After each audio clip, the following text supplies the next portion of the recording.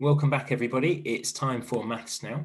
And I mentioned yesterday, didn't I, that because we've only got a few days left before half term, I didn't want to start off a new unit and sort of chop that in half with the half term. I wanted to actually go over some of the units which we've already done this year and just sort of revise some of those key things, consolidate what we've learned, and hopefully as well sort of provide an opportunity for parents actually to see what we've been up to over the course of the year. So I thought, particularly if we've got these videos up and available, then, if ever you need to refer to them, we've kind of always got them available as well. So hopefully, we can kind of make the most of our time home learning, and we can put some good resources out there that you can use and help, use to help. So we're going to be thinking today about addition and subtraction, which was our second unit in year 3. This is something we worked on in September and October, and maybe even into November as well, actually, quite a big unit. So let's look back over, let's just have a really quick whistle-stop tour of about 6 or 7 weeks worth of learning that we've done. So we thought to begin with actually about how we could add up using equipment, physical equipment. So we got our Dean's blocks out, call these Dean's blocks, and we were doing some adding up using practical things.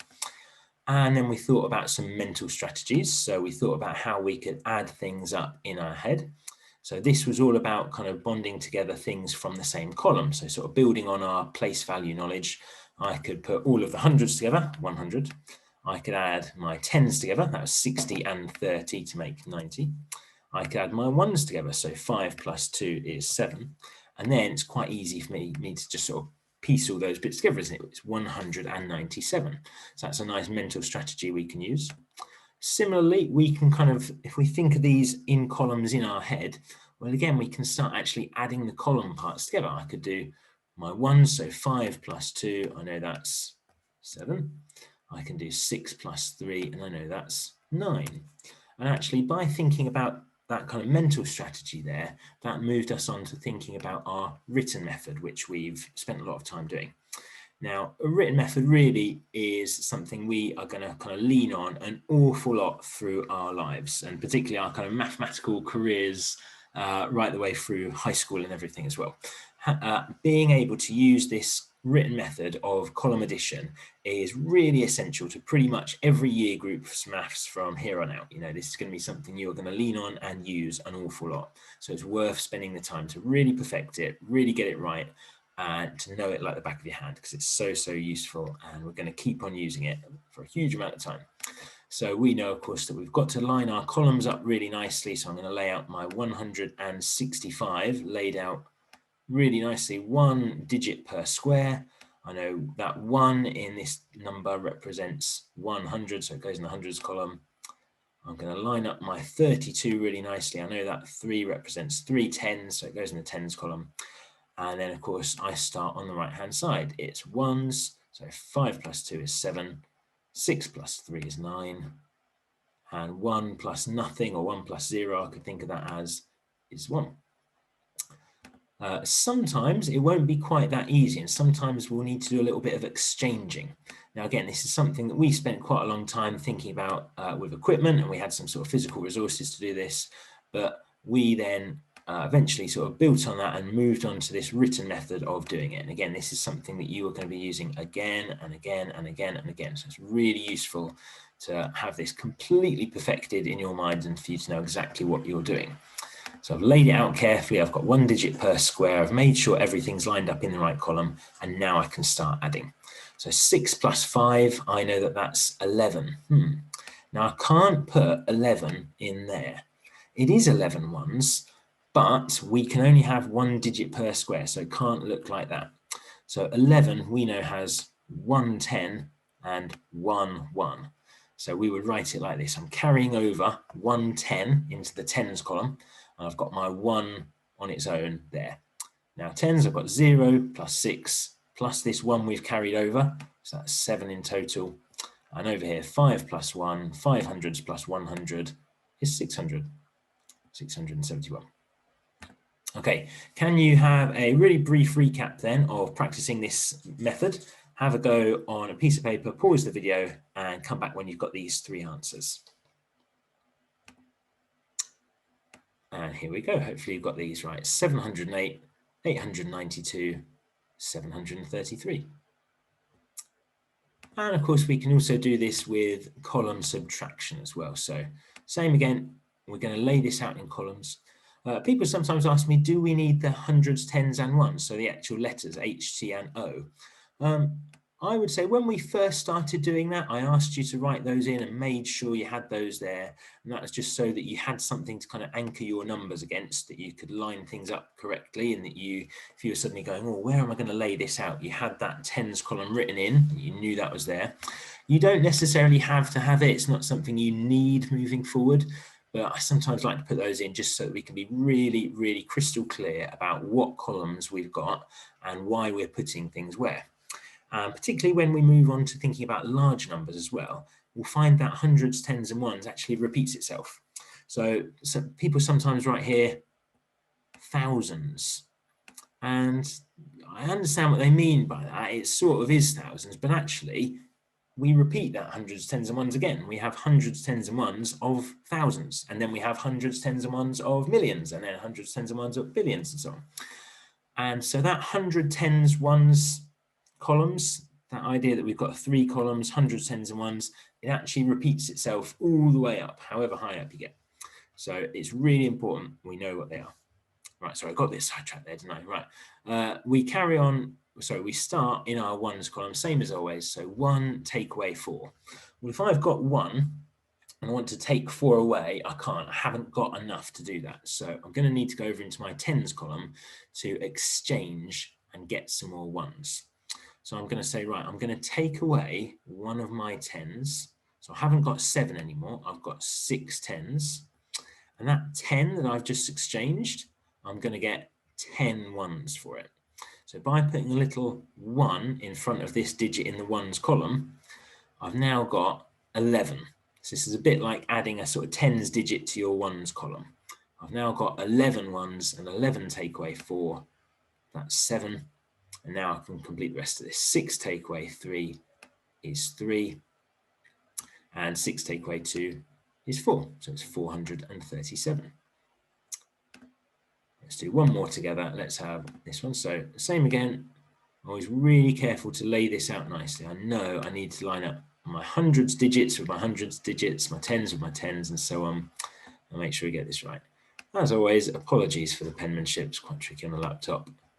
I think if that's the worst problem we end up with during our home learning videos, that's not too bad, is it? If it's only bad penmanship to complain about, hopefully it is.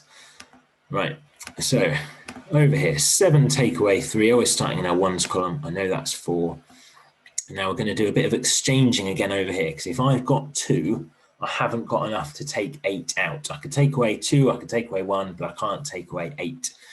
So I'm going to need to go over to my hundreds. I'm going to say, right, I'm going to exchange one of my hundreds. So I haven't got 9 anymore. I've got 8 hundreds left. And that 100, I'm going to exchange for 10 tens. 100 is the same as 10 tens, so that's a fair exchange. And now I've got 12 take away 8, that's 4. And 8 take away 5, that's 3. Okay. So same again then, pause the video here, have a quick practice of your column subtraction method, make sure you're happy with it, and come back when you've got the answers. Okay, here they are then. So you should have 413, 183, and 187. Now, we spent quite a lot of time thinking about these 2 diagrams, because these don't necessarily help us to solve something. They're not about helping us to get the answer. We'd probably still need our column addition or column subtraction method, but it can be a really good way to help us to, bear with me. We're back. Sorry about that. Do you know what? I'm surprised that's the first time that's happened, actually. Bearing in mind I record in front of my front door. It's amazing. It's the first time someone's interrupted and rung the doorbell. Amazon delivery man. Sorry about that. Do you know, I was just saying, actually, wasn't I? I was just saying, if the worst thing that happens in these videos is Mr. Vass's bad handwriting, we've not done too badly. Well, now we've had a special guest at the door. Sorry about that. So what is the missing number then? So yeah, we were talking about these diagrams, weren't we? We were saying these were, they don't help us to solve a problem, but what they can do is to help us to visualize and picture it when we are trying to understand the question. And this is particularly helpful when we're doing word problems and we've got to kind of get our head around what's actually going on. And you might actually, well, because we are going to do some word problems today, you might want to use one of these just to sort of help you lay this out and to help you to sort of imagine what the question's actually asking you. So you might, for example, do something like this bar diagram. If you were asked, right, you know, I've got 356 pencils and 142 pens, how many bits of stationery do I have overall?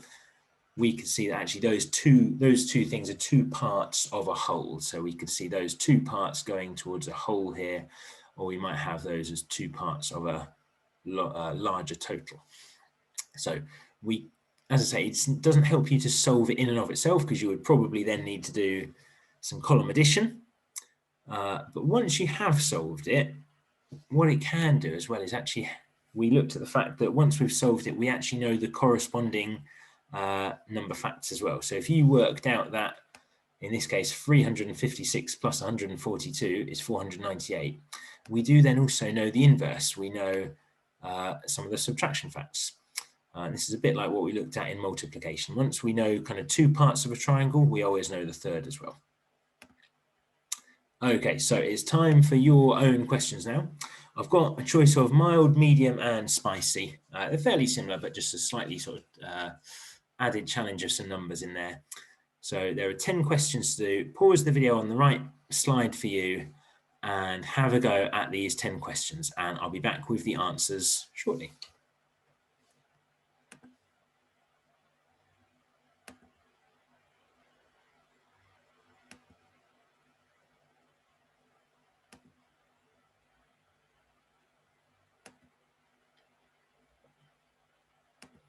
Okay, hopefully you've completed your 10 questions. Here are the answers for you to check through. Okay, well done, everybody. Obviously, anything with a dollar sign, apologies for that, that's pounds, obviously. We've been doing pounds. Well done for giving this a good go today. And hopefully you're feeling completely up to speed and fully kind of on top of addition and subtraction. So this was something we did a few months ago. It's a little while since we've kind of explicitly done addition and subtraction, although of course we've kind of drip fed it into everything else that we've done. Hopefully you're feeling up to speed with that. Now, I did want to finish today's video with this. This is something that those of you in year 3 will know all about. We do this quite a lot. It's quite a nice game that we can play together. Mums and dads, you may not know it so well. Maybe you've played it at home, maybe your children have told you all about it, but if not, I want to introduce you to the Nasty Game. I always really like this because you can adapt it and tweak it and change it to pretty much whatever aspect of maths you happen to be doing at the time. This is a game that you can play with 2 or more people.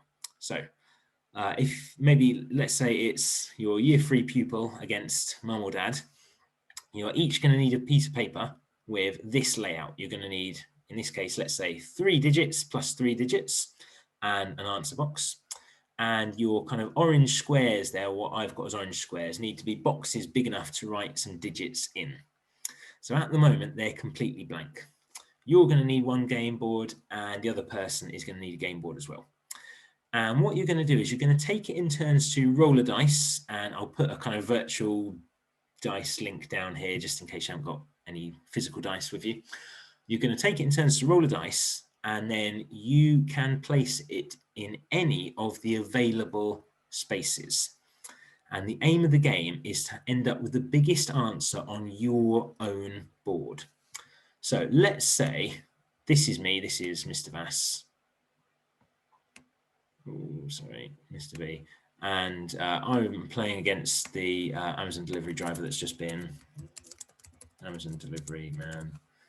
Okay, he's over here.